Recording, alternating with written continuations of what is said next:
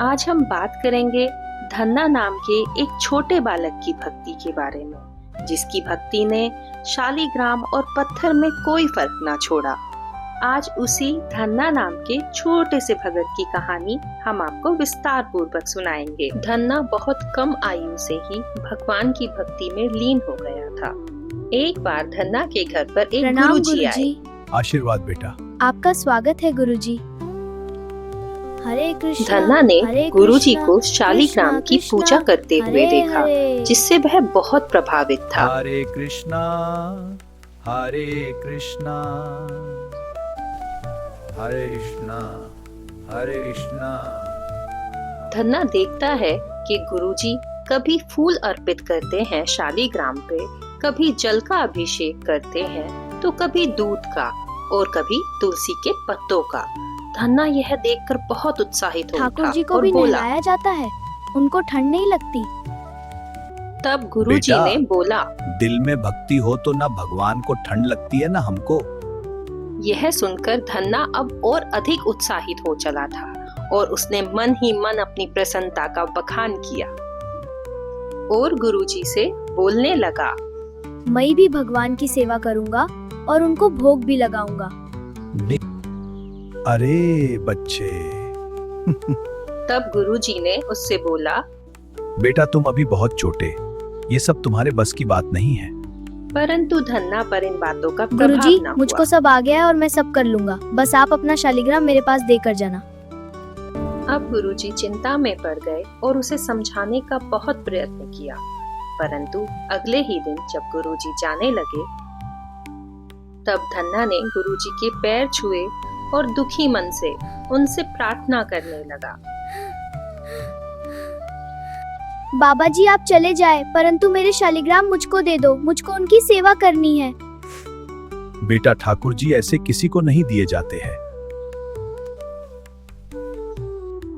ये कहकर गुरुजी वहाँ से जाने लगे।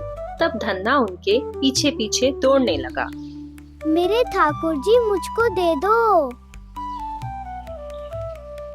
मेरे ठाकुर जी मुझको दे दो। धन्ना की हठ देखकर गुरुजी बहुत चिंतित हुए और उन्होंने इस समस्या का एक समाधान निकाला। रास्ते से एक काला पत्थर उठाकर उन्होंने उसे देने की सोची। बेटा ये ले शालिग्राम और अब उनकी खूब सेवा कर। जी मैं खूब सेवा करूंगा। शालिग्राम लेकर बहुत खुश हूँ। ये देखो कितना सुंदर है। अब धन्ना की खुशी का कोई ठिकाना ना था। उसने पूजा अर्चना भी शुरू कर दी। मुझको रोली ला दो, ठाकुर जी को तिलक लगाना है। बेटा घर में रोली नहीं है। घर में रोली ना होने की बात सुनकर वह एक ईंट लाता है और उसे घिसता है। अब ठाकुर जी को इसका ही तिलक लगा दूंगा। ठाकुर जी तिलक लगा रहा हूँ, कितना सुंदर लग रहा है। अब पूरा हो गया। मेरे ठाकुर जी हार पहनकर तिलक लगाकर कितना सुंदर लग रहे हैं। इस तरह वह उस काले पत्थर की भक्ति में लीन रहने लगता है। तभी एक दिन एक साधु उसके बेटा तुम घर ठाकुर आते जी हैं। को भोग नहीं लगाते, तुम तो उनको भूखे ही रखते हो।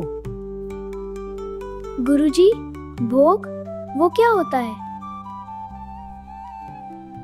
अच्छा तुम मुझको ये बताओ, तुम भोजन खाते हो? जी। तो फिर क्या भगवान को भूख नहीं लगती? अरे गुरुजी, ये तो मैंने सोचा ही नहीं। इस तरह धन्ना भगवान के भोग की व्यवस्था में लग जाता है और अपनी माँ से बोलता है, माँ भोजन थोड़ा समय से बनाया करो, मुझे ठाकुर जी को भोग लगाना है। माँ आज खाने में खिचड़ी बनाना। हाँ बेटा बना देती हूँ। चलो साग साफ करते हैं। लो ठाकुर जी आप भोजन खा लो, फिर मुझको भी खाना है। अरे मैं पर्दा तो लगा दूं ताकि आप आराम से भोजन पा सको। हे प्रभु अब तो भोजन कर लो, मुझको भी भूख लगी है। प्रभु आप नहीं खाओगे तो मैं भी नहीं खाऊंगा। इस तरह धन्ना भगवान के भोजन ग्रहण का इंतजार करने लगता है। तभी उसे कुछ आवाजें आती हैं। वह देखता है कि भगवान बड़े शौक से उस खिचड़ी को खा रहे हैं और चटकारे ले रहे हैं।